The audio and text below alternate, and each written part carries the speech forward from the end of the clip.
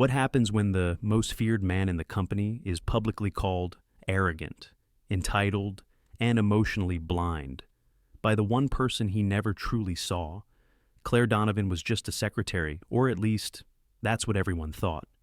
But behind her quiet presence was a woman who had once been a writer, a daughter holding her mother's hand through illness, and someone who had long since given up on being seen. When she stood up and challenged her millionaire boss in front of the entire boardroom, no one expected what came next. Not a firing, not an apology, but a proposition that would change them both forever. Why did a powerful CEO suddenly ask his assistant to teach him how to be human? What secret was hidden in a sculpture he never showed anyone? And how can two broken people who never asked to be saved end up healing each other without ever saying the word love? This is not just a story of confrontation, it's a story of becoming. If this touched something in you, already don't forget to like, share, and subscribe to our channel. Let's begin. She didn't plan to say it out loud, but when Claire stood in that mahogany-walled boardroom, watching her boss throw her under the bus again, the words exploded from her chest before she could stop them. You are arrogant, entitled, and emotionally blind. For a moment, the only sound was the faint hum of the overhead lights. No one moved, no one breathed. 20 pairs of eyes widened across the long, polished table, and even the assistant from finance froze mid-sip, her coffee trembling in hand. Claire Donovan didn't flinch. Not anymore. She had flinched enough through 3 years of standing behind this man, correcting his scheduling errors, rewording his tone-deaf memos, smoothing the jagged edges he left behind in every room he exited. But today, she had reached her limit. The morning had started like any other in the high-rise offices of Caldwell Properties. The windows gleamed, the marble floors clicked under the heels of the elite, and Claire had arrived early, as she always did, her notes organized, her breath steady. The boardroom was set, coffee poured just right, the agenda finalized. But when Graham Caldwell walked in late, unread documents in hand, tie slightly crooked, it wasn't his tardiness that ignited her. It was what came after. He sat at the head of the table with the ease of someone used to control. Power looked good on him. Claire had to admit gray suit pressed to perfection. Dark hair graying just enough to be distinguished. Not old, but power had made him careless, arrogant. The quarterly report had one figure off. A minor oversight, perhaps. But when the room noticed, when Mr. Granger arched a brow and asked who had reviewed it, Graham didn't hesitate. Ms. Donovan handled that section, he said, flipping the page as if he hadn't just thrown her under a train. Her fingers curled around the pen in her lap. It had been his last-minute changes penciled in after hours, scribbled over the finalized version, then pushed back to her desk with a post-it that simply read, "Send." She had. And now, here they were. Claire stood before she realized she'd moved. Her chair scraped the floor in a long, low wail that seemed to echo her own rising heat. You are arrogant, she said, voice steadier than her racing heart, entitled and emotionally blind. It wasn't a scream. It was worse, it was truth, spoken aloud in a place where truth was always whispered behind closed doors. Across the table, Lydia, fresh-faced and only 3 months into the job, clutched her notepad like a life vest. Mr. Granger blinked, slowly, as though he couldn't quite process what had just happened. Someone coughed, quietly, hoping it would puncture the silence. Graham didn't move. He looked at Claire, eyes unreadable, jaw set not in anger, but in something closer to contemplation. The air in the room was heavy, waiting for the inevitable storm. Claire waited too. Her heart pounded so hard she could hear it in her ears. Her breath felt too loud, her body too still. She braced for it, the dismissal, the condescension, the cold, cutting line he was so skilled at delivering with that sharp, perfect voice of his. But then he did something she didn't expect. He leaned back, just slightly, just enough for the chair to creak beneath him. Then he let out a breath not sharp, not weary, just human. Everyone else, he said, voice calm as winter. Please leave. The room didn't move. Now, he added, not louder, but with finality. Chairs shifted, papers rustled. There was a collective moment of side glances and silent questions, but no one dared to linger, not after the way he'd said now. Claire didn't sit. She didn't blink. She stared straight ahead, watching the last member of the board file out. The glass door clicked shut behind them with a soft, almost apologetic thud. And then it was just the two of them. Graham, Claire. The quiet hum of tension between them. She didn't speak. Not yet. She watched him. Watched the way he ran a thumb along the edge of his water glass. The way he avoided her gaze. The way he looked less like a man ready to punish, and more like someone measuring what had just been said against something deeper inside. Her throat tightened. Maybe she'd gone too far. Maybe she had finally burned the last bridge. But somewhere beneath the fear, there was something else. A flicker, not relief, not pride, just something clean, raw, honest. Because for the first time in a very long time, Claire Donovan had said what she meant, and she wasn't sorry. The silence stretched, delicate and unbroken. Claire's pulse still thundered in her ears as she stood beside the high-backed chair, her fingers still lightly touching the polished wood. She thought about her apartment back in Evanston, the stack of unopened rejection letters from publishers in her drawer, her mother's soft voice on the phone that morning. Don't stay quiet when something inside you wants to be heard. And here she was. The door was closed. The room was still. And Claire Donovan waited. Most people at Caldwell only knew Claire as the woman behind the coffee orders and calendar invites. The one who remembered birthdays no one else did, who left neatly folded agendas in leather binders before every Monday meeting, who carried 2 phones but rarely raised her voice. They knew her by her calmness, her quiet competence. But very few ever asked what brought a once promising novelist to a corporate high-rise in downtown Chicago, and even fewer knew what it cost her to stay. Claire Donovan hadn't always lived this life of routines and silence. Once, there had been pages whole worlds she wrote into existence on second-hand laptops in tiny cafes, her fingers stained with ink, her mind filled with possibilities. There were notebooks stacked in boxes under her bed, still smelling faintly of coffee grounds and ambition. She'd had an agent once, a deal almost signed, but life had an uncanny way of shifting under you just as your feet found steady ground. Her marriage was the first thing to go quietly, like a door closing in a distant room. It wasn't explosive. It was the kind of unraveling that starts with long silences and ends with shared furniture being divided like courtroom evidence. He wanted clarity. She wanted space to write. He found someone else. She found eviction notices tucked into her mailbox. Then came her mother's diagnosis, congestive heart failure. A quiet word from a doctor in a white coat that hit like a bomb in a church pew. And just like that, Claire packed up her manuscripts and moved back to Evanston, into the old 2-bedroom apartment she thought she'd left behind for good. The place smelled like lavender and old wood. The carpet curled at the corners, but her mother's smile soft. Resilient made it home again. Money grew tighter. Books didn't sell. Freelance gigs disappeared in the flood of younger, faster writers, willing to do more for less. She took the Caldwell interview on a whim, a listing she saw while waiting at St. Mary's Heart Center during one of her mother's echo scans. She wore a blazer borrowed from a cousin and sat on her trembling hands while waiting to be called. The interview lasted 9 minutes. Graham Caldwell didn't look up once from his tablet. He asked 3 questions, didn't smile once. At the end, he simply said, "You start Monday." Claire left the glass building with a storm of mixed emotions, relief, shame, something that might have been gratitude, and a little voice whispering, "You're not supposed to be here. This isn't the life you wrote for yourself." But rent was due, and her mother's pills cost more than they used to. So Claire put her pen in a drawer, tied her hair back, and learned how to read the moods of a man who never spoke more than 12 words in a room. 3 years passed. She became fluent in his silences, learned that, when Graham paused too long before replying, he wasn't thinking he was restraining, that he hated small talk, loved black coffee, and only read emails sent before 6 a.m. She covered his mistakes, rewrote his memos, scheduled his meetings around his moods, not his availability.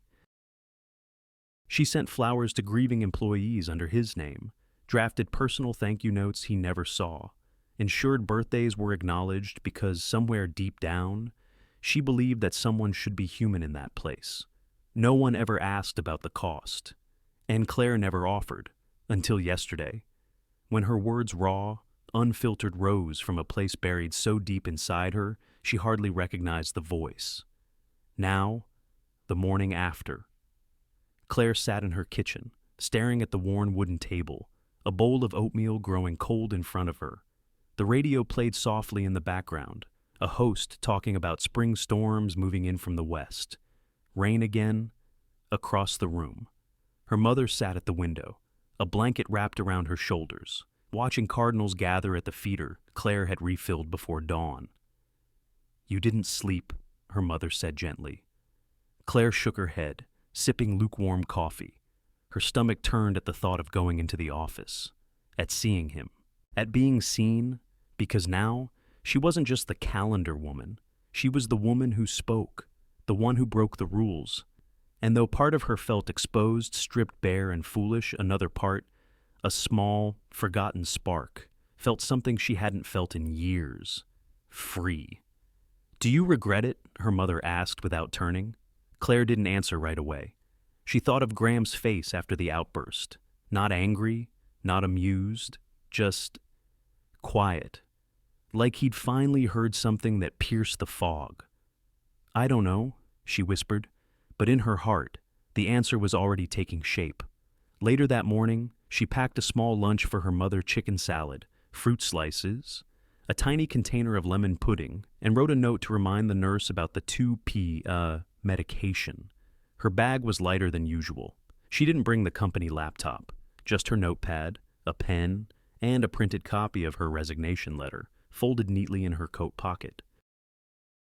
On the train ride in, she stared at the skyline. The city looked gray, reflective, like it was watching her back. She thought of the first time she walked through the revolving doors at Caldwell, shoulders squared, mouth tight, heart clenching with guilt. And she thought of Graham, of the way he'd looked at her after everyone left the room, not with rage, not with pity, but with something closer to respect, or maybe recognition. She remembered her first week on the job, when she'd brought him a coffee with a note decaf in the afternoons. "Per your blood pressure notes." He never said thank you, but the next day, he drank it anyway. That was their rhythm, wordless, efficient, distant, but maybe he had heard more than she thought. As the train pulled into the station, Claire closed her eyes for a moment. Her hands, always steady, trembled slightly as she stood. She wasn't sure if it was fear or clarity, but either way, she walked forward, toward the building, toward whatever would come next. And as she stepped through the glass doors of Caldwell Properties once again, resignation letter still in her pocket, she realized something she hadn't dared admit out loud. A part of her didn't want to leave. Not yet. Not before she found out what happened when the truth finally landed. Claire expected a pink slip. Instead, he handed her a contract. The elevator ride up to the 48th floor felt longer than usual, not because of the mechanical hum or the ever-so-slight creak of cables, but because she knew this was it, the end. No one stood up to Graham Caldwell in a boardroom and kept their job. She had reread her resignation letter 3 times the night before, tweaking phrases, softening edges, but now it was irrelevant. This wouldn't be a graceful exit. It would be one of those abrupt, no eye contact terminations where someone from HR stood nearby with a box. Still, she had shown up, no makeup, no armor. Just a pressed navy blouse and the calm determination of a woman who had nothing left to lose. His assistant wasn't at her desk. Strange. The hallway outside his office stretched long and sterile, each step echoing in her ears. As she approached the frosted glass doors, she caught her reflection, tired eyes, lips pressed together, hands clenched around the strap of her worn leather bag. The door was already ajar. She pushed it gently. Graham stood by the window, his back to her. The morning light poured in, framing him like a silhouette carved from stone. He didn't turn. "Close the door," he said. Clare obeyed. Silence sat between them for a few beats. The kind of silence that didn't fill space, it strained it, made the air heavier. Then he turned, slowly. In his hand was a folder, not her personnel file, not the pink slip she'd expected, a contract. He held it out to her across the room, like it weighed nothing, but her feet didn't move. "What is this?" she asked, her voice low, unsure. "A counteroffer," he said simply. She blinked. "To firing me." He didn't smile. "To losing you." Her eyes narrowed. She stepped forward cautiously, like someone approaching an animal that might bite. She took the folder, flipped it open and froze. Her salary quadrupled. New title, human integration consultant. A clause giving her direct access to executive decisions. No NDA about internal memos. No gag order. Full agency. "You can't be serious," she said. "I am." Claire laughed once, short and bitter. "So, what? You want to pay me 4 times my salary to, what? Teach you how not to be a sociopath." He didn't flinch. "Something like that. I'm not a therapist. I didn't ask for one." "Then what are you asking for?" He paused. Honesty, unfiltered, repeatedly, consistently, loudly, if needed. Claire stared at him, stunned. This had to be a joke. But Graham Caldwell didn't do jokes. He walked to his desk, leaned his hip against it. "Yesterday, you said I was arrogant, entitled, and emotionally blind. I remember. I agree." She blinked. "You what I agree," he repeated. "And I can't afford to be anymore." Claire crossed her arms. "Why me?" He looked at her then. Truly looked, for the first time in a long while. "Because you're the only one who's ever told me the truth, and I didn't fire you for it. Yet. I'm not going to." She sat in the leather chair across from him without realizing it. Her hands trembled slightly as they gripped the folder. This wasn't real. It couldn't be. "You don't change people like this." "Graham," she said quietly. "Not with contracts, not with raises." He nodded. "I know. I don't believe in change. Claire, not really." "Then why do this?" He looked out the window again. "Because I want to see what happens if I let someone in who's not afraid of me." Those words landed heavier than she expected. Still, Claire's breath caught in her chest, her instinct screaming no. She stood abruptly, folder still in hand. "You're trying to buy your way out of growth. You think money is a shortcut to humanity. That's not how this works." "I don't know how this works," he said plainly. "That's the problem. You do." She took 2 steps toward the door. "Claire," he said, his voice lower now. She stopped but didn't turn. "I'm not asking you to fix me. I'm asking you to hold up a mirror and not look away." Something in her cracked at that. But she left. She didn't slam the door. She didn't drop the folder. She walked out like someone retreating from the edge of a cliff they weren't ready to jump from. The rest of the day passed in fragments: commuter noise, grocery lines, the soft beep of her mother's heart monitor. Claire made soup, read an old article about heart-friendly diets, and tried not to think about what had happened. But the folder sat on her kitchen table like an unanswered question. And then, just before sunset, a nurse entered her mother's hospital room with a bouquet. Pale yellow roses. Claire's mother's favorite. There was a small card, handwritten in blocky, precise letters, for Helen, from someone who forgot his own mother's smile. Claire's hands went cold. He hadn't signed it. He didn't have to. She stared at the vase, heart tangled in a dozen threads of memory and meaning. Graham had never asked about her mother, never mentioned the heart condition, never pried. But he'd remembered something, maybe a passing line in a meeting, or the way Clare always scheduled doctor visits with religious precision. And he had sent roses, not out of obligation, not for show, but as an apology no one else would ever see. Later that night, Claire sat at her small dining table, legs tucked under her in pajama pants, hair pulled up in a tired knot. The contract lay beside the vase, its edges curling slightly under the weight of her coffee mug. She read it again, slowly this time. The terms were real, the offer generous, but it wasn't the money that kept her from throwing it away. It was the line he'd said, barely above a whisper. I want to see what happens if I let someone in who's not afraid of me. She thought of all the rooms she had entered where she made herself small, all the words she swallowed because they wouldn't matter anyway, all the times she hid behind competence because showing emotion was considered weak. But yesterday, she hadn't hidden. And today, he'd opened a door, not one with keys or locks, one inside himself. She didn't know if he meant it. She didn't know if he'd follow through. She didn't even know if she wanted to be the one to find out. But as she reached for the roses to change their water, her fingers brushed the card again. And a single sentence echoed louder than the rest, from someone who forgot his own mother's smile. It wasn't a confession. It was a scar. And scars, Clare knew, were where the light gets in. If Clare thought her new job was to hand him polite suggestions and HR brochures, she was wrong. Graham had other ideas. He called it her observational residency. She called it weird. On Monday morning, he sent a calendar invite with no description, the location, everywhere I go. Clare showed up wearing her usual work attire, a navy sweater over a white button-down and gray slacks, notebook in hand, a pen she trusted more than most people. She half expected to be ignored, as she had been so many times before. But Graham held the elevator for her that morning. Didn't say anything, just held it. That alone unsettled her more than she cared to admit. At 9:00 a.m., they stepped into the first meeting quarterly budget review with the finance team.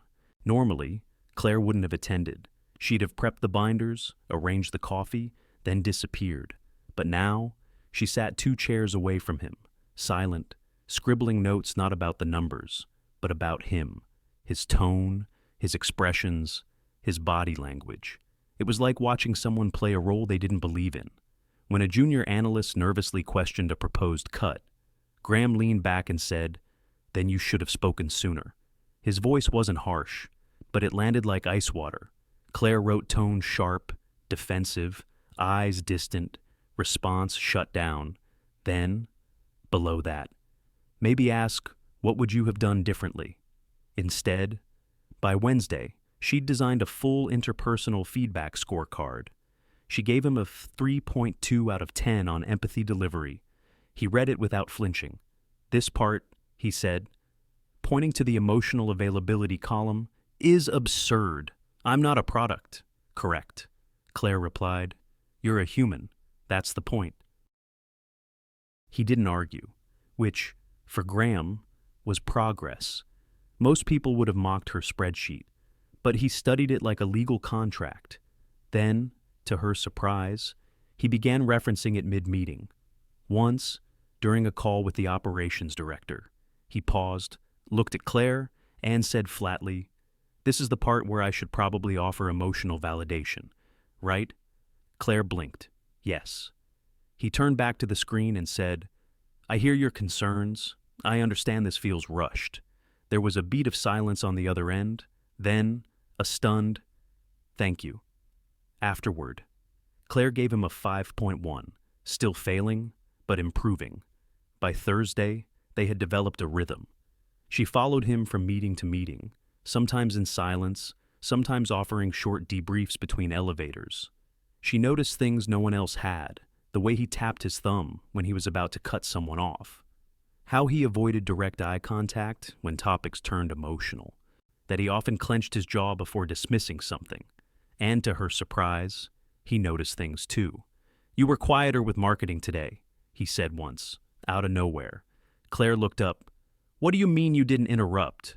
You always interrupt when you disagree." She raised an eyebrow. "Maybe I'm learning restraint. Or maybe you liked what they said." He walked off before she could respond. It was unsettling, this odd, quiet attention from a man she used to think was emotionally tone-deaf. Now, she wasn't so sure. Then came Friday. She stayed late, catching up on her own emails and prepping a few things for Monday. Most of the office had cleared out by 6, the hum of chatter replaced by distant cleaning crews and the soft buzz of vending machines. Claire had just zipped her laptop into her bag when she realized she'd left her phone charging in the break room 2 floors down. She sighed, stretched her back, and decided to swing by Graham's office to leave a printed copy of her behavioral notes, Week 1. As she approached his office, she noticed the door was cracked open slightly unusual for him.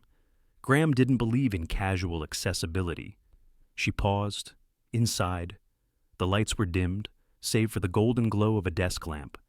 Graham sat not behind his desk, but in the armchair near the window, a sketch pad balanced on his knee. He was hunched forward, elbow resting on the arm of the chair, pencil gliding across the page with startling ease. Claire leaned closer, careful not to make noise. It wasn't a business chart. It wasn't a blueprint. It was a drawing of a hand slightly curled, fingers worn, veins delicately shaded, every line precise, every shadow placed with purpose. Beside it, half finished, was the outline of a woman's face not fully defined, but familiar. Claire's breath caught. She had never seen this side of him, not even a hint. There were no art pieces in his office, no sketches, no talk of museums or color palettes or form. But here he was, pencil dancing like a second language across the page. Then she noticed something else. Tucked under the sketch pad was a worn portfolio. Black leather, frayed edges. It looked old, reverent. She took a step back. The floor creaked slightly. Graham looked up. He didn't flinch, didn't hide the sketch. He just held her gaze. Neither of them spoke. Claire's heart thudded once hard and fast. He didn't explain, she didn't ask, but in that moment, something shifted. Not dramatically, not romantically, just quietly. The next morning, she found a sticky note left on her desk. In Graham's blocky handwriting, it read, "Don't grade Friday." That one was mine. She smiled, not because it was charming, but because it was real. Later that day, while folding laundry at home, Claire found herself thinking about that sketch, not the details of it, but the softness of his expression when he was drawing. It was the first time she'd seen him look unguarded. Her mother asked her that afternoon, while sipping tea, "How's the new role?" Claire paused, then answered honestly, "It's strange, challenging, confusing. Do you like it? I don't know yet." But the truth was more layered than that. She didn't like it, per se, but she was intrigued, and under all the confusion and resistance, there was a faint pulse of something unexpected. "I haven't been here in 20 years, Graham said, his voice quiet, almost reverent. "I thought I could forget who I was." Claire didn't answer at first. She stood at the threshold of the studio, letting her eyes adjust to the soft, filtered light that seeped through aged skylights above. The air was still, thick with dust and time. It smelled of old plaster, drying clay, and the faintest trace of turpentine like memories sealed in silence. The studio was tucked behind a grove of stubborn trees on the edge of Oak Park. They'd driven in silence most of the way, Graham navigating the narrow roads like a man heading towards something he wasn't sure he wanted to see. He had said nothing about the destination, just that he wanted to show her something. Not for work, he'd added, for something older than that. Now, inside, Claire could feel the weight of that something. The walls were lined with tall, narrow shelves, most of them covered in sheets. Sculpting tools, chisels, rasps. Mallets lay scattered across a long wooden work table, their metal edges dulled by disuse. A cracked stool leaned against the wall. A stone bust, half finished, stared blankly from the corner. It had no eyes. Claire stepped further in, her heels clicking softly on the concrete floor. She ran her fingers lightly along a shelf, trailing through a thin layer of dust that felt like it had settled there decades ago. "Why bring me here?" she asked gently. Graham stood near the far wall, facing a massive canvas draped in linen. He didn't look back, because you've seen too many versions of me that aren't real. He pulled the linen down in one motion. Underneath was a sculpture not quite complete, but unmistakably alive. Two figures, a child reaching up, a father kneeling, their hands almost touched. "I never finished it," he said. Voice, even. "I never knew how." Claire stared. The child's expression had been captured mid-hope, mouth slightly parted, eyes searching. But the father's face wasn't fully formed. It faded into texture, suggestion, not identity. She swallowed. "It's beautiful." He nodded once. "I used to think so." There was something in his posture, not shame exactly, but vulnerability. A kind of nakedness that couldn't be covered with power or money or suits. Claire turned, letting her gaze sweep over the space. In one corner sat a rusted cabinet, its doors ajar, revealing old sketchbooks and rolled-up plans. A dried vine curled near the window, having grown in through a crack in the frame. The ceiling fan above them wobbled slightly, stirring motes of dust into lazy spirals. "I didn't know you were an artist," she said, softer now. "I'm not," he replied. "I was a student who didn't finish. That's not the same." She turned to face him fully. "What happened?" He hesitated. "Then my father happened." Claire said nothing, only waited. He called it a waste. Graham continued, walking slowly past the sculpture. "Said I had 10 fingers and no time for fantasies. When I told him I was applying to RISD, he laughed. Told me if I wanted to starve in New York, sculpting meaningless stones. I could do it without his name, or his money. And you listened?" "I always did," he said, "until I didn't." He picked up a sketch from the table yellowed with age, edges curling, a figure study, a woman, seated, head bowed, arms wrapped around her knees. The lines were light, almost trembling. There was love in every stroke. Claire stepped beside him. "She looks like someone you knew." "She was," he said, setting the paper down. "Once." There was no bitterness in his voice, just memory. Claire moved to the work table and picked up a small figurine, a bird, no larger than her palm, carved from cherry wood. Its wings were extended, just about to lift. She turned it in her hands, marveling at the detail. "My aunt," she said suddenly, "was a painter." He looked at her. She had depression. For years. Nothing helped. Meds, therapists. Then one day, she started painting watercolors again. Tiny ones postcard-sized. At first, just to pass the time. But it changed her. It gave her something to hold on to. Claire smiled faintly. She said art didn't fix her, but it reminded her she was still here. Graham sat on the edge of the workbench. He looked older in the studio light, not tired, but worn, in a way that made him human. "I don't remember the last time I laughed," he said suddenly. The words floated between them, raw and unprotected. Claire met his eyes, laughed, or meant it. He didn't answer. He didn't need to. Silence settled again, not heavy this time, but quiet, like the kind that happens between two people who no longer need to fill space with noise. She moved toward the back of the studio, where a tall shelving unit held a collection of broken statues and fragments torsos, faces, limbs, some chipped, others unfinished. One had a missing jaw, another, a cracked rib cage. "They're not ruined," she said, almost to herself. "They're just..." Paused. Graham walked beside her, arms folded loosely. "I used to think if something broke, it wasn't worth saving. And now I'm trying to remember why I ever thought that." Claire knelt, brushing away dust from a marble bust half buried in a box. It was beautiful, even in its incompleteness. I think things are more beautiful when they carry proof of having survived. Graham didn't speak, but she felt the air shift beside her. Then, as he turned toward another shelf, his elbow bumped a small pedestal.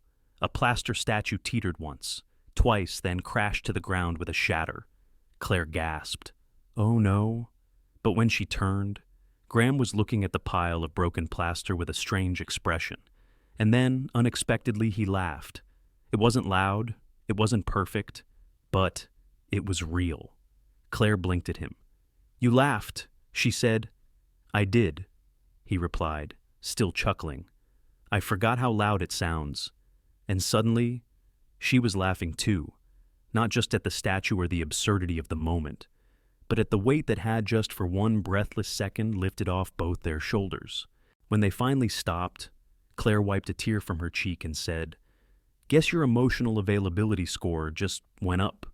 He looked at her, that familiar half-smile returning. "Don't push it." They didn't speak much on the drive back. The silence wasn't awkward, it was thoughtful, full. As they neared the city limits, Claire glanced over at him. The streetlights painted soft streaks across his face, and for the first time since she'd known him, she realized Graham Caldwell was not made of stone. He was made of scars and sketches and stories never told. And maybe, just maybe, he hadn't brought her into his life to teach him how to be human. Maybe he'd brought her there, so they could both remember. They called it strategic restructuring, but Claire knew it for what it really was. A quiet way to say goodbye to hundreds of loyal workers. The boardroom had never felt colder. It wasn't the temperature, it was the way everyone sat with the same rigid posture, nodding at each other in practiced silence, like actors following an invisible script. Polished shoes tapped lightly against the mahogany floors. Coffee steamed, untouched. Eyes avoided confrontation, but not convenience. Claire sat in her usual chair, though it didn't feel like hers anymore. A heavy binder rested in her lap. She hadn't opened it yet. She didn't need to. She already knew what was inside. The proposal had been drafted quietly. A sale of underutilized divisions, they said. An agile downsizing. That word again, strategic. A decision to cut out the limbs of the company in order to save its heart. Except Claire knew those limbs had names, histories, birthdays, pension plans.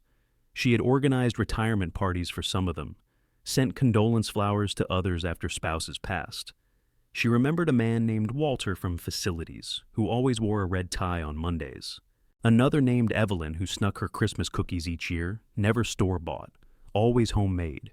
816 employees, gone. If the deal went through, and Graham had signed off in less than 10 minutes. She hadn't seen him that morning. The memo had come from the board itself. Claire was CC'd barely. She read it alone in the kitchenette, her fingers tightening around the mug as the words blurred together on the screen. They'd vote today. She wasn't technically supposed to be there. Her role didn't include executive sessions, but she came anyway. Graham said she was his mirror. Well, today. He could see exactly what he looked like.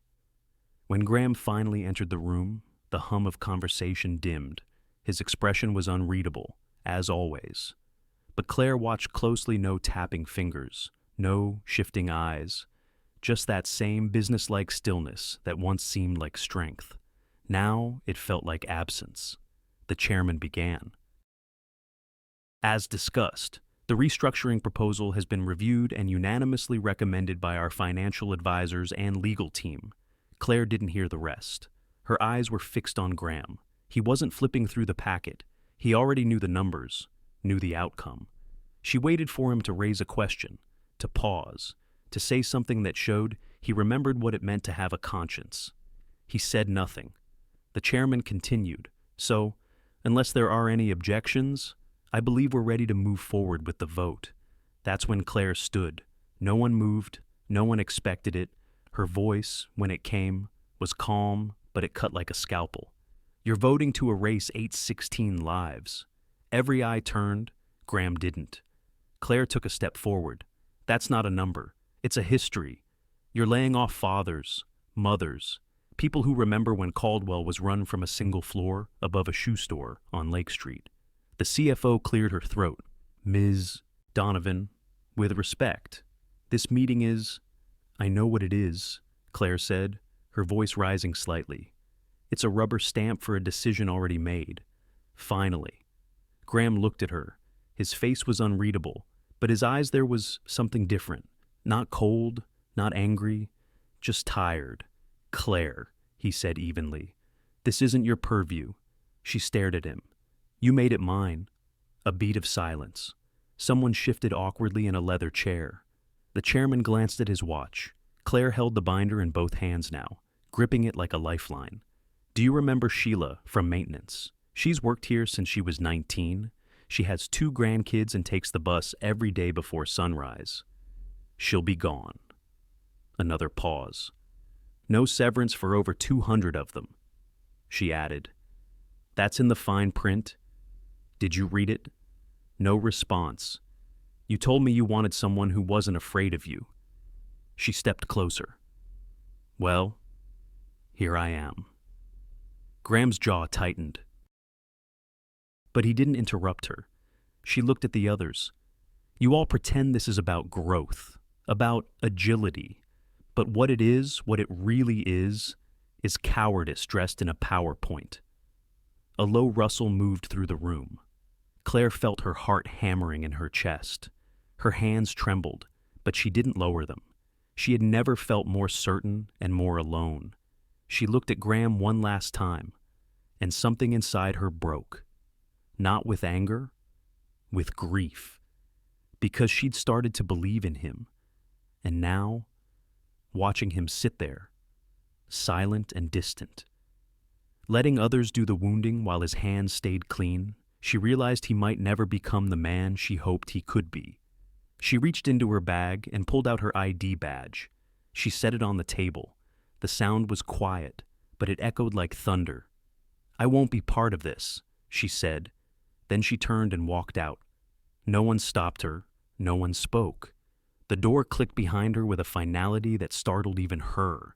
Downstairs, the lobby seemed unnaturally bright. She walked past the security desk, past the revolving doors, past the courtyard where the gardener Frank was trimming the bushes, as he had every Thursday morning.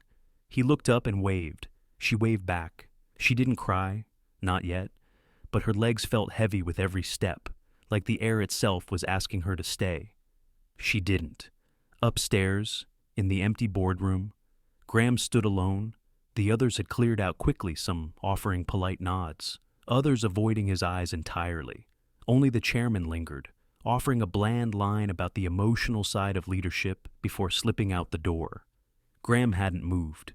He stood near the far wall, in front of the glass display case that held a miniature model of Caldwell's corporate headquarters, a polished replica in white marble and glass. He stared at it now, one hand lightly resting on the top edge. For years, this had been his compass. Build, scale, optimize. People were unpredictable. Buildings stayed where you put them. But now, he wasn't sure anymore. Claire's words still rang in the air, more honest than anything that had been said around that table in months.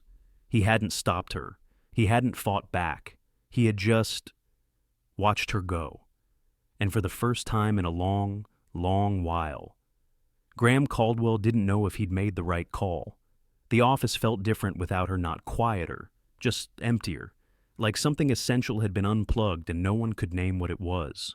She had left no goodbye note, no farewell lunch, no inbox auto-reply saying she'd moved on to new adventures. Claire Donovan had simply disappeared, and yet her absence lingered in every hallway, every meeting, every unopened door. It wasn't immediate. The Monday after she walked out, most employees carried on as if the weekend had simply come and gone. But by Tuesday, the undercurrent began to shift. There were the little things. The morning coffee in the executive lounge sat untouched because no one had remembered to switch the filter. The conference agendas arrived 2 minutes late, missing a crucial footnote Claire would never have forgotten. And during a tense investor call, no one interrupted when Graham cut off the CFO mid-sentence, because Claire wasn't there to raise a brow, or slide a note, or whisper, "You're doing it again?" He hadn't told anyone not to contact her. He didn't need to. They sensed it that this silence wasn't negotiable. Even Lydia, her young assistant, had only whispered once, in the copy room. I miss her laugh, before quickly changing the subject. The space Claire once occupied remained untouched. Her desk, cleared but not emptied, held small ghosts, a paperweight shaped like a quill, a half-used notebook, the faint scent of vanilla hand lotion still clinging to the air. Graham walked past it every morning, And every time, he slowed just slightly without realizing it. The board approved the restructuring deal. The layoffs began. Over 800 people. They left in waves, some quietly, some angrily. Most with disbelief, trying to make sense of it all. Graham signed the notices with a hand that didn't shake, but his nights told a different story. He stopped sleeping. The penthouse, usually his sanctuary of silence and glass, became a prison of echoing thoughts. He tried sketching again, pulling out the worn portfolio Clare had once glimpsed. But the pencil refused to obey. His fingers hovered over the paper, unsure. The child he'd once drawn, the one reaching up, remained incomplete. The father figure beside him, faceless still. He would sit for hours under the dim light of his kitchen, staring at the sketch pad, waiting for the lines to return. They didn't. On Thursday, he did something no one expected. He went to the company cafeteria. For the first time in 6 years, no bodyguard, no assistant, just him. The room fell into an awkward hush when he entered. Some employees looked up with surprise. Others pretended not to notice. He ordered a turkey sandwich and black coffee, Claire's usual, and scanned the room. He found the corner booth near the windows, the one she always picked. She liked the view. She once said, something about the way the trees swayed in the breeze made her feel like the city hadn't won completely. He sat there, alone, and took one bite of the sandwich. It was bland, but he finished it anyway. He stayed long enough for people to grow uncomfortable. Then he stood, nodded at the janitor sweeping near the vending machines, an older man with kind eyes, and left. He didn't say a word, but word spread anyway. He sat where Clare used to sit. Someone whispered. He ordered her coffee. He looked tired. Back in his office that evening, he stared at the inbox blinking on his screen. Hundreds of unread emails, numbers, contracts, approvals. A new proposal for streamlining the remaining departments. But all he could see was a single line written in her old notebook. Left behind. Efficiency is hollow when it lacks empathy. He didn't remember her writing that, but he believed she had. He read it again, then closed the laptop and walked out. The city was damp that night, not rainy, just gray. Even the streetlights looked dimmer. He found himself driving, though he hadn't planned to. He took the long route through Evanston, passing the library, the flower shop Clare once mentioned. He didn't stop. He drove past her apartment building, but didn't park. He just looked up at the third-floor window where her light used to be on until late. It was dark now, like the rest of him. He returned home to silence. Even his dog, who had passed 2 years ago, felt like a presence now. He imagined the soft scratch of claws against the hardwood, the way the old Labrador used to rest his head on Graham's lap during storms. He had named him August. Clare never knew that. He sat on the edge of his bed and leaned forward, elbows on knees, palms over his eyes. The silence was no longer peaceful. It was punishment. The next day, he showed up at work in a navy sweater instead of a blazer, no tie. He didn't explain why. Meetings came and went. Numbers were thrown across screens. Someone joked about leaning into the disruption. Graham didn't laugh. At lunch, he stared out the 48th floor window, watching the clouds bunch like fists above the lake. His assistant brought in a new report. He didn't open it. By evening, he was back in his office alone. The lights dimmed, sketchbook untouched on the corner of the desk. He ran a hand over its leather cover, fingertips pausing at the worn corner. Then his email pinged. He ignored it. Then it pinged again and again. 3 in a row, all from the same sender, St. Mary's Heart Center. His stomach tightened. He opened the first message, subject emergency admission, Helen Donovan. Time, 7:14 p.m. Dear Mr. Caldwell, you were listed as an emergency contact for Ms. Helen Donovan. She was admitted this evening with acute arrhythmia. Immediate family has not yet been reached. Please call the hospital at your earliest convenience. The second email confirmed her condition had stabilized but required observation. The third had no words, just a scanned consent form for temporary medical decision rights. He stared at the screen. Clare had listed him. Not Lydia, not a neighbor, not a cousin. Him, even after everything, even after she left. She trusted him with her mother. The woman who once said, "You remind me of my late husband, too clever for your own good." Graham rose slowly, grabbing his coat from the hook, heart pounding. He didn't know what he'd say when he got there. He didn't even know if Clare would be in the room, but he knew without question he had to go. And for the first time in weeks, he hoped she'd still want him there. He didn't plan on staying, just drop the flowers and go. But then he saw her curled on a plastic chair, face in her hands, and something in him broke open. The hallway smelled faintly of antiseptic and warm vinyl. Overhead lights buzzed quietly, casting a yellow glow across the tiled floor. It was late past visiting hours, but the cardiac wing allowed for exceptions. Nurses moved like shadows, soft-soled shoes barely making a sound. Graham stood at the edge of the corridor, bouquet in hand, suddenly unsure. Clare didn't notice him at first. She sat slouched forward, elbows resting on her knees, her fingers tangled in her hair. Her coat was draped over her lap like a blanket. A vending machine hummed beside her, and across from her, a framed print of a waterfall did its best to feel comforting. He could have turned around, left the flowers with the nurse, walked out as quietly as he'd come, but he didn't. Instead, he took a step, then another. The flowers were simple white tulips, her mother's favorite. Clare had mentioned it once, absent-mindedly, while arranging a desk calendar. He remembered. When she finally looked up, her eyes met his without surprise. Only exhaustion. She didn't speak, neither did he.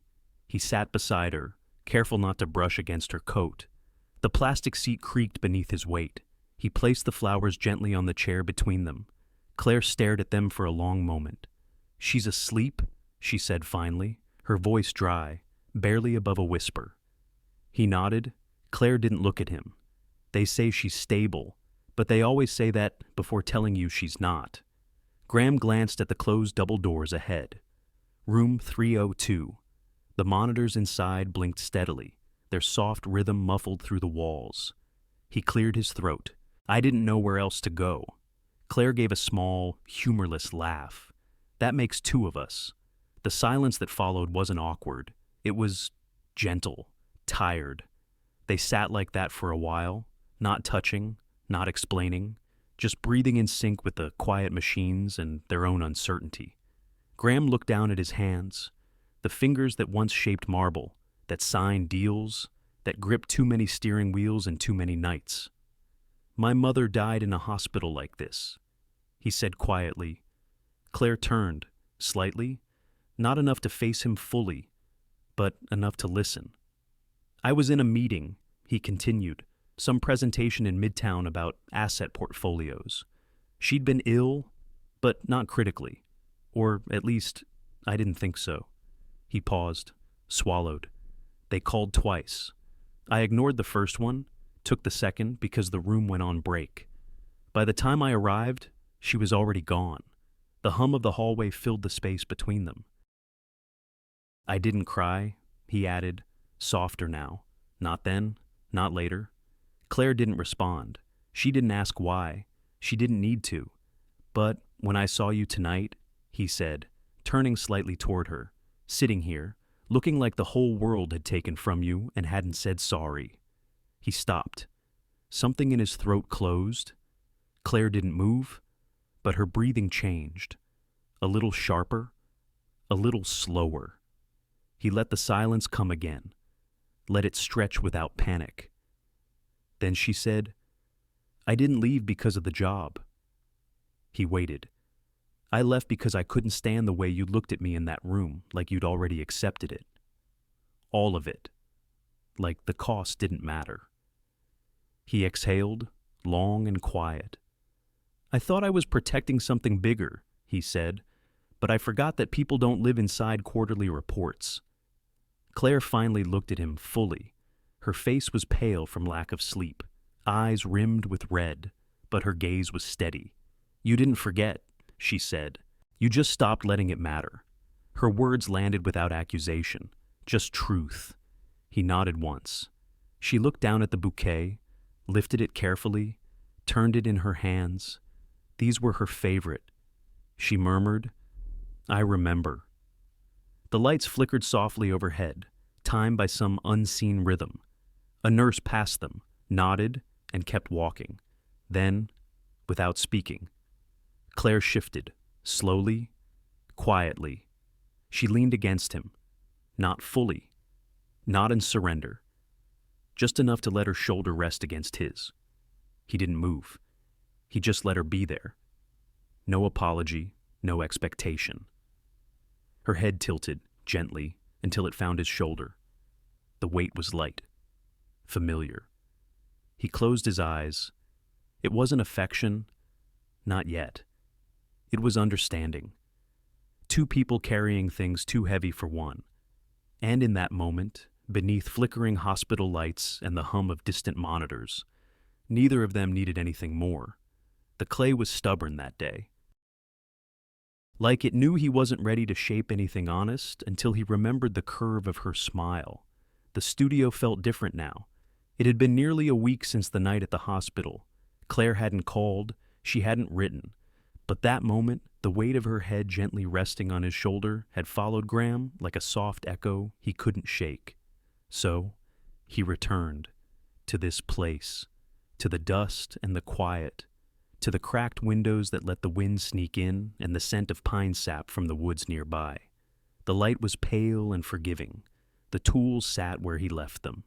The sculpture of the child and the faceless father still stood in the corner, watching silently.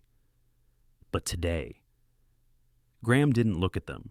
Instead, he moved to a new table. He cleared it slowly, deliberately, brushing away bits of plaster with his sleeve.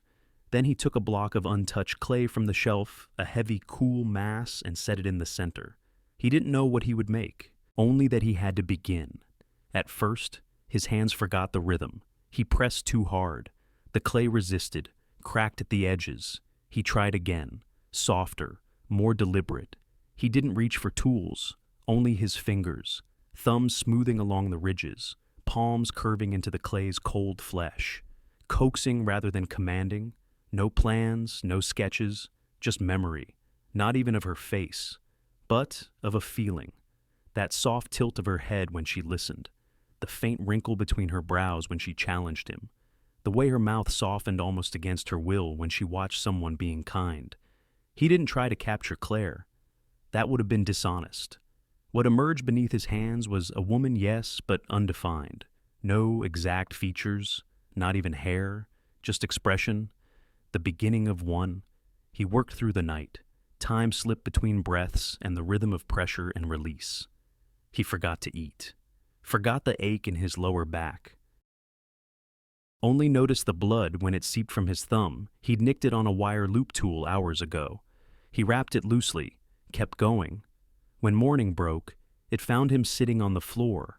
Clay streaked across his jeans, the beginnings of a jawline resting in his lap. Not yet smooth, not yet right. He didn't speak to anyone that day, didn't check email, just returned at dusk, lit the single bulb hanging over the center table, and began again. By the third day, the bust had taken shape. The shoulders were slight, the neck slender, but strong. The mouth was tilted not in a smile exactly, but in the moment before one. That breath between hesitation and laughter, he ruined it 5 times. Each time, he scraped it away with the dull side of a wooden spatula. Each time, he started again. Not because it wasn't good enough, but because it wasn't true. On the 6th attempt, he let it be crooked, slightly off-center, as if the woman in the clay had just heard something unexpected and hadn't decided yet whether to be amused or angry. It reminded him of Clare, but not entirely. More like the version of her he'd never had the courage to see. The eyes were hardest. He avoided them for days, left them blank, smooth, like unopened doors. He told himself he was saving them for last. But the truth was simpler. He was afraid. Afraid of what he'd see. Afraid he'd get them wrong. Afraid he'd recognize in their depth what he'd spent years pretending didn't matter. On the 5th night, he finally gave in. He sat in silence, holding a damp cloth in one hand, fingers trembling with fatigue and something else he wouldn't name. He began with the left eye, small strokes, gentle pressure, letting the lids emerge before the shape, letting light and shadow guide the curve, then the right. As he worked, a memory returned uninvited.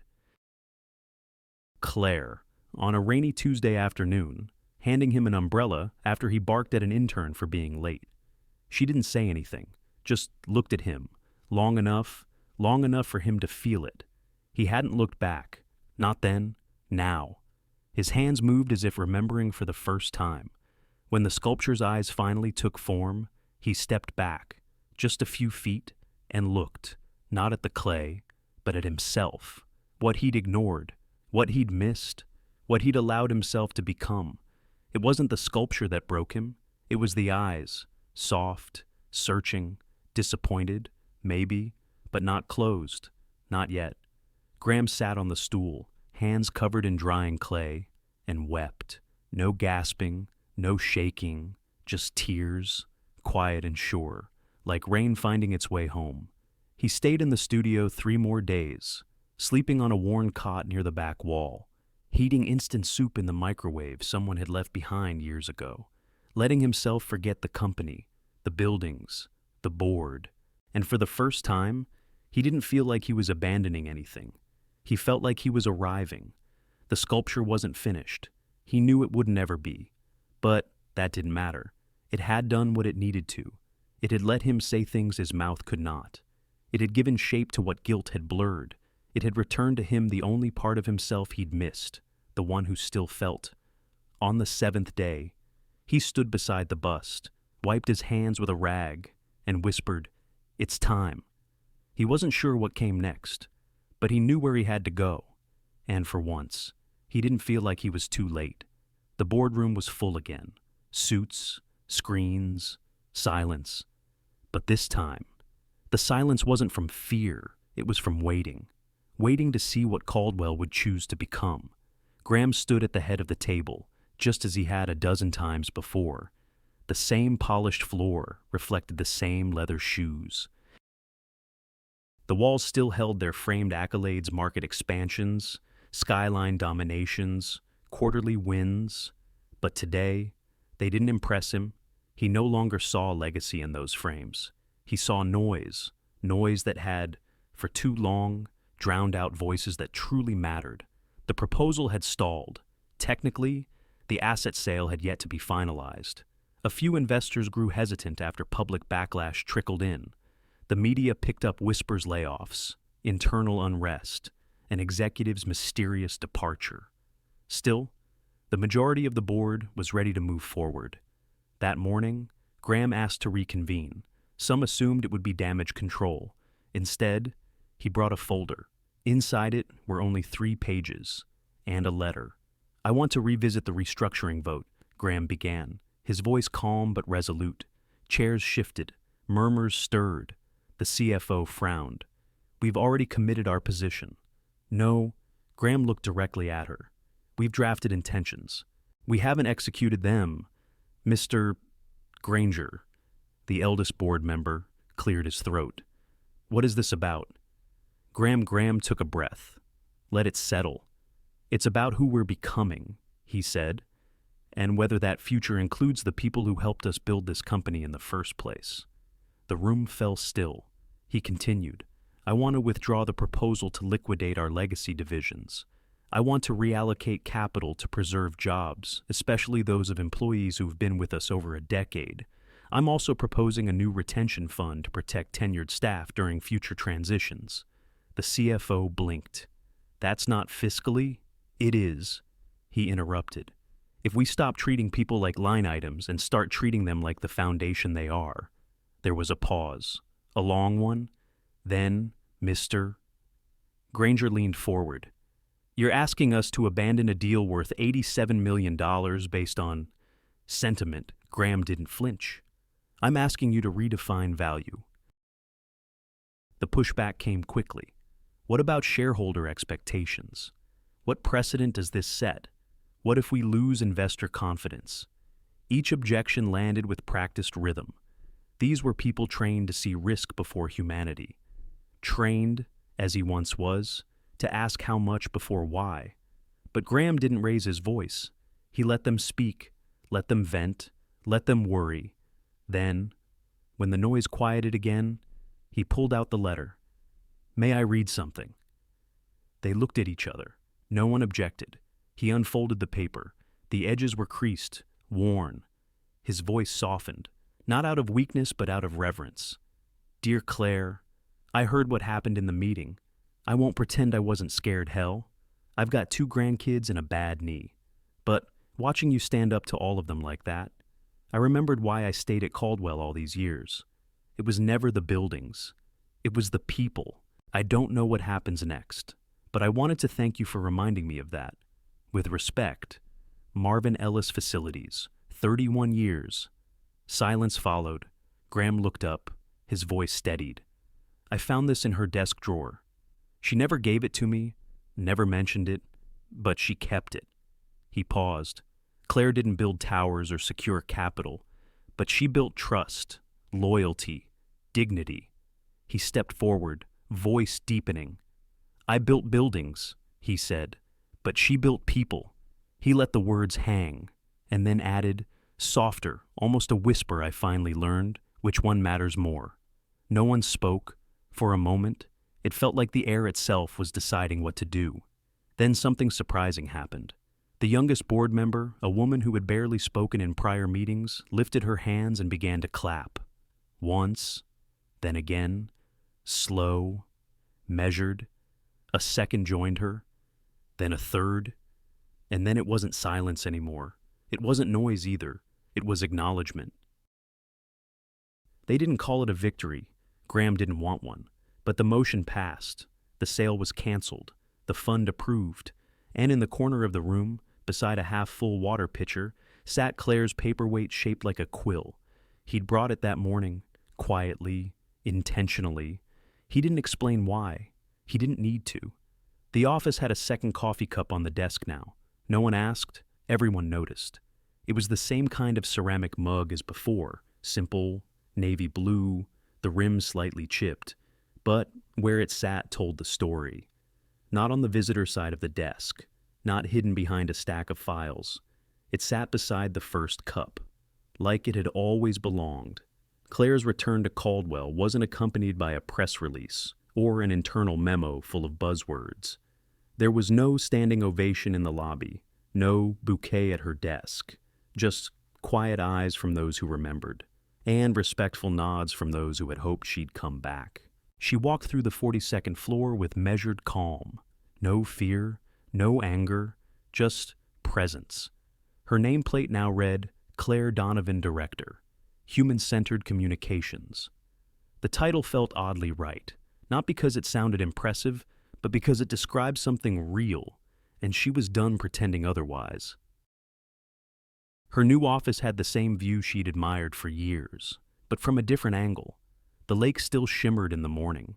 Traffic still crawled below, like thoughts trying to form. There were fresh folders on her desk, handwritten notes from the people she used to work beside. But what caught her attention was the folded slip of paper left on top of her notebook. It wasn't formal, it wasn't typed. It was Graham's handwriting. Stay. Not because you forgive me, but because you believe in what we're building. She didn't smile, not fully, but she did sit down and pour herself a cup of coffee. Lydia, her former assistant, popped her head in around 10. Her eyes widened and then softened. "You kept the paperweight," she said. Claire glanced at the small quill-shaped object beside her laptop. She nodded. "It's heavier than it looks." Lydia bit her lip, then added, "We've missed you." Claire didn't reply, but her hand briefly touched Lydia's as she handed her a file. Sometimes, that's enough. They didn't talk about what happened that day. Not right away. Graham hadn't called since the night at the hospital. No text, no flowers, only the letter to the boardroom. And now, this quiet invitation. It was better that way. Words only mean something when they come after silence. Around noon, he knocked once on the frame of her door. No fanfare. He stood in a charcoal gray coat, no tie, hands in pockets. Lunch. She tilted her head. Where? He said the name of the diner she used to disappear to on bad days. The one with chipped counters, too many ketchup bottles, and the best grilled cheese north of Madison. She paused, then rose to grab her coat. They walked there. The sidewalks were damp from last night's rain. Pigeons scattered near bus stops. Claire's boots clicked steadily. Her steps matched to his without trying. Inside the diner, nothing had changed. The same waiter David raised his eyebrows when he saw her. "You're back." She nodded, sort of. David poured their coffee without being asked. Graham didn't speak until Claire had stirred in her cream. 2 turns, no sugar. "I came here," he said quietly, 3 times after you left.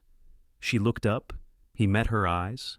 "I'd order your usual, sit in your booth, and wait, just in case." Claire looked down at her mug. The steam curled upward like a question. Why she asked? "I think I hoped," he replied, "that if you saw me sitting here unchanged, you might believe something in me had." She didn't answer right away. Then she reached for her sandwich, took a bite, chewed slowly, swallowed, 3 times. "Huh." He nodded. She raised an eyebrow. "That's it." He almost smiled. "First time I didn't know if I wanted you to come back," he admitted. "Second time I hoped you would. Third time, I realized I couldn't force it either way." Claire wiped her hands on a napkin, eyes still on the table. Did it help? The third time? Yes. The server came and went, refilling water. Claire looked out the window, where 2 kids were chasing each other with paper bags on their heads. Then she looked back at him. "Do you believe in what we're building?" His reply was immediate. "I do now." She picked up her cup again, held it in both hands. The diner hummed softly around them, muffled conversation, clinks of silverware, a distant bell over the door. Claire didn't make grand declarations. She just nodded once, looked him in the eye, and said, "Okay, let's build people." They stood in front of the sculpture. She hadn't seen it until now. He hadn't spoken about it, and yet everything she needed to hear was there. The air inside the studio was quiet, the kind of quiet that felt sacred, not the absence of sound, but the presence of stillness. Claire stepped through the doorway slowly, her boots pressing softly against the concrete floor. Outside, late afternoon light cast long slivers of gold across the walls. Inside, the smell of dust, clay, and faint traces of pine hung in the air. Graham had called that morning, not with an agenda, not with news, just 5 words. "Come to the studio today." She said yes without asking why. Now, standing there. She knew the reason. The sculpture wasn't covered. It stood in the center of the room, bathed in soft, natural light. Not on a pedestal, just directly on the worn wood platform where he'd always worked. Claire's breath caught as she stepped closer. It wasn't a portrait, not exactly. The figure was feminine, yes, but abstract. The curves were human, but not literal. The jawline was soft but incomplete, the shoulders slightly turned as if mid-thought. One hand rested near the collarbone, open, not grasping. The eyes were the most striking, not looking forward, not looking down, just open, as if listening. Claire didn't speak. She just stared. Graham watched from a few steps behind, arms folded loosely. No explanation offered. He knew she'd understand. After a long silence, she said, barely above a whisper, "It's not me." "No," he said quietly. "It isn't." She turned slightly toward him.